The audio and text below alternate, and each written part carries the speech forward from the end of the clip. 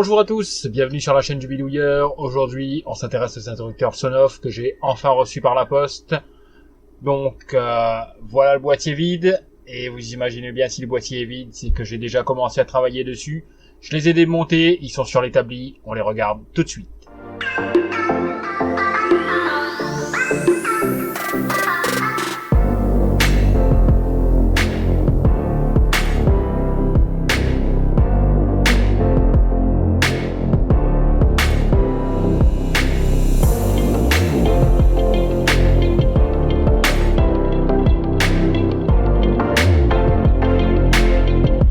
Alors les voilà complètement démontés, vous pouvez les voir ici. Alors petite particularité de ce Smart Switch par rapport au précédent, il fonctionne sur le même microprocesseur, un ESP8285.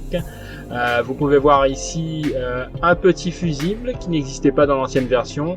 On voit aussi de la colle silicone ici pour éviter les vibrations de ce transformateur. Donc on voit que Sonoff a apporté un soin particulier à la finition de ces Smart Switch, ce qu'on n'avait pas forcément dans les anciens Smart Switch de la dernière fois. Donc de façon générale, le Smart Switch s'organise à peu près de la même façon. On a toujours un relais qui permet d'activer et de désactiver la sortie. On a une LED d'indicateur d'état. On verra, la particularité de cette LED, c'est que elle ne s'allume pas et ne s'éteint pas quand la sortie est activée, donc ça ne reflète d'aucune manière l'état de la sortie. Concernant l'interrupteur, c'est toujours le même, il est directement connecté au GPIO 0 cette fois-ci, donc ce sera plus simple pour le flashage du firmware. Et vous pouvez voir ici un petit connecteur qui permet justement de pouvoir accéder au RX-TX au plus 3.3 volts et la masse. Les petits connecteurs n'étaient pas là, je les ai soudés sur la plaquette afin de pouvoir y accéder plus facilement. Mais l'emplacement était déjà prévu pour pouvoir les rajouter. Donc ça, c'est déjà une bonne chose. Ça nous évite de bricoler comme la dernière. Donc voilà. Donc les petits headers ont été mis en place. Il reste plus qu'à connecter notre convertisseur USB série qui se trouve ici. Donc le connecter sur ces pins. Je fais la connexion et on voit tout de suite ce qui se passe. Donc voilà le connecteur USB série connecté juste en dessous. Là, vous pouvez le voir ici en haut à droite. Donc voilà, il est connecté à l'ordinateur. J'ai démarré le circuit en maintenant appuyer le bouton ici. C'est le bouton GPIO 0. Donc en le laissant appuyer, on met le ESP8285 en mode flash. Donc il est en attente de mode flash. Donc nous avons donc l'interface qui est ici. Donc je vais sélectionner le port qui correspond au port COM6. Je sélectionne la vitesse en 115 200 Beau. Je choisis aussi le dual output qui correspond, comme nous l'avons vu la dernière fois, au ESP8285 ici. Nous avons également à cocher d'effacer toute la mémoire, donc c'est ce que nous faisons ici. Et il ne reste plus qu'à sélectionner le firmware que nous allons prendre ici. Donc Sonoff, c'est celui-là. Donc on balance le firmware et on fait flash MCU. C'est parti. Il se connecte, il récupère l'adresse MAC du MCU comme vous pouvez le voir ici et il envoie tout ça directement dans le microcontrôleur de l'autre côté. Donc on est à 26%. On voit que le transfert du code est assez rapide. Nous allons pouvoir tester ça assez rapidement. Donc la vitesse de transfert est 115 200 Beau. Et bon, les informations que vous avez ici sont peu intéressantes. Donc on voit bien ici le ESP8285 comme microprocesseur qui a été détecté. Voilà, bon, ça y est, il a tout flashé, on peut y aller, on peut aller voir ce que ça donne maintenant en redémarrant notre petit switch. Alors, nous revoilà sur le plan de travail, le Smart Switch vient d'être flashé, il ne reste plus qu'à débrancher la masse et rebrancher la masse pour provoquer le reboot du Smart Switch. Donc voilà, on a la LED vert qui clignote ici, on peut la voir. On ne devrait pas tarder à voir le réseau Wi-Fi Sonoff qui devrait apparaître ici. Voilà, donc le réseau Sonoff il est ici. Je lance la connexion au réseau Sonoff et je devrais arriver sur l'interface de configuration directement sur le switch. Voilà, on fait le paramétrage et on voit ce que ça donne. Alors, le Smart Switch vient d'être paramétré, la connexion réseau Wi-Fi s'est fait correctement. Alors, je l'ai actuellement connecté à mon réseau domotique chez moi.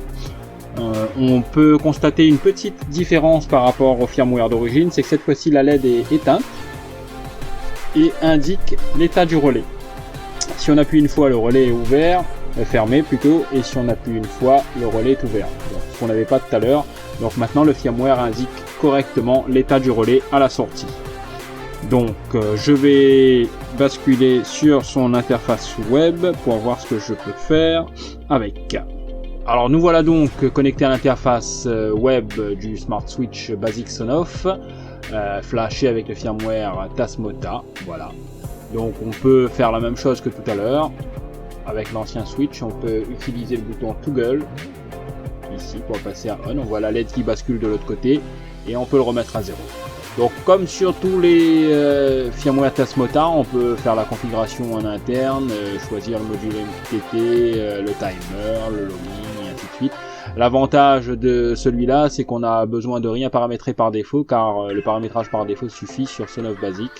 On a ce qu'il faut et tout fonctionne correctement. Voilà. Donc il ne reste plus qu'à faire le paramétrage pour directement le connecter au serveur MQTT, donc lui donner l'adresse du serveur MQTT, et ensuite on pourra intégrer ce petit Smart Switch dans notre configuration Home Assistant.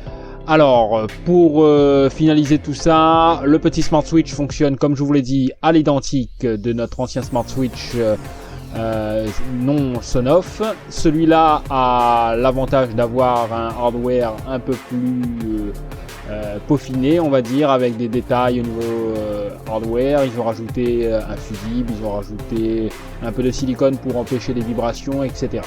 Donc le Smart Switch semble un peu plus robuste. Nous verrons ça dans quelques années, voir le temps qu'il tiendra par rapport au Smart Switch non Sonoff. Au niveau du tarif, ceux-là, je les ai eu à 3,80 € en promotion. Donc il ne faut pas s'en priver à ce prix-là. On peut vraiment faire beaucoup de choses. Je ferai une vidéo dédiée à l'intégration de ces Smart Switch dans mon système Home Assistant afin de vous montrer comment cela fonctionne. Pour le moment, tout est opérationnel pour moi. Ils sont déjà intégrés. Il ne reste plus qu'à utiliser des interrupteurs qui vont piloter ces Smart Switch et ça sera dans le prochain épisode. Alors, les petits interrupteurs que je vais utiliser la prochaine fois ressemblent à ça. C'est des interrupteurs classiques qui fonctionnent avec des petites piles 12 volts 27A. L'avantage de ces petits interrupteurs, c'est qu'ils fonctionnent sans fil, donc besoin d'aucun câblage. Ils se fixent avec des doubles faces ou avec deux vis. Et ils fonctionnent soit sur les fréquences 315 MHz, soit sur les fréquences 433 MHz. Donc pour ça, il nous faudra un petit hub qui va recevoir les informations et qui va les remonter dans notre système Home Assistant. Tout ceci sera expliqué dans le prochain épisode du bidouilleur. A très bientôt, n'hésitez pas à laisser vos commentaires en dessous, un pouce bleu pour soutenir la vidéo, et je vous dis à très bientôt sur la chaîne du bidouilleur pour une nouvelle vidéo.